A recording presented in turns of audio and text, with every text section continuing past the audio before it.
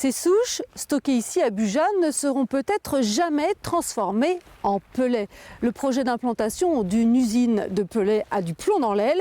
Les actionnaires ne s'entendent plus et rejettent la faute sur les associations d'opposants, créant une nouvelle polémique sur le plateau de Millevaches. Manifestations, recours juridiques, cela fait 3 ans qu'élus et habitants se déchirent sur ce dossier. Finalement, c'est le porteur du projet qui pourrait jeter l'éponge.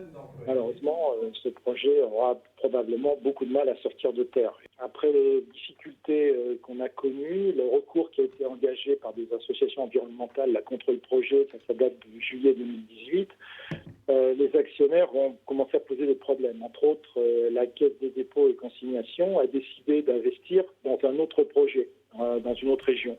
Résultat, l'entreprise CIBV, créée pour l'occasion, est placée sous administration provisoire. Les autres partenaires vont mal. On annonce un dépôt de bilan pour la Sommival. Sa filière iodée, qui produit déjà des plaquettes sous le hangar, vient d'être mise en liquidation judiciaire. Mauvaise nouvelle pour les élus qui ne comprennent pas la décision de la Caisse des dépôts. Ça nous fait un petit peu rager, nous les élus, parce que nos territoires ont grand besoin d'emplois pour maintenir de la population. Et que cette zone, elle existe. Ce n'est pas une zone qu'on crée. Rien ne peut se faire. Tout est un problème. On est contre toute industrialisation. Une industrialisation raisonnée, c'est peut-être pas mal non plus. À Buja, habitants et commerçants sont divisés. Certains comptaient pourtant sur cette nouvelle activité économique. C'est triste. Triste pour le village. Parce qu'on est en train de mourir.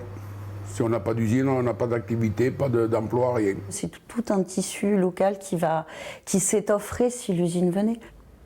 Si certains redoutent l'abandon du projet, les opposants, eux, se réjouissent des dernières nouvelles mais refusent d'être montrés du doigt.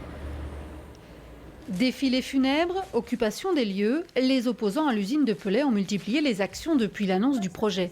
Plusieurs associations ont déposé des recours au tribunal administratif craignant des nuisances et surtout un non-sens écologique. Des recours qui ont effrayé les actionnaires. Un faux prétexte juge les opposants.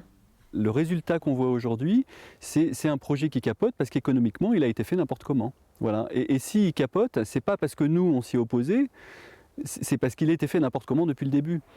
Accusée par les élus et des habitants d'empêcher tout développement économique du secteur, l'association Non à la montagne Pellet se défend. Notre objet statutaire en tant qu'association locale ou association d'environnement, c'est la protection de l'environnement et le développement humain. Et le développement humain, il ne passe pas forcément par un développement économique qui est un développement économique productiviste industriel. De nouveaux investisseurs pourraient relancer le projet. Des Canadiens seraient intéressés, apportant un nouveau processus de fabrication. Le tribunal administratif a encore quelques mois pour donner son avis, une décision qui pourrait clore définitivement ce dossier. Affaire à suivre donc. C'est la fin de notre édition corrézienne. Tout de suite, votre journal régional.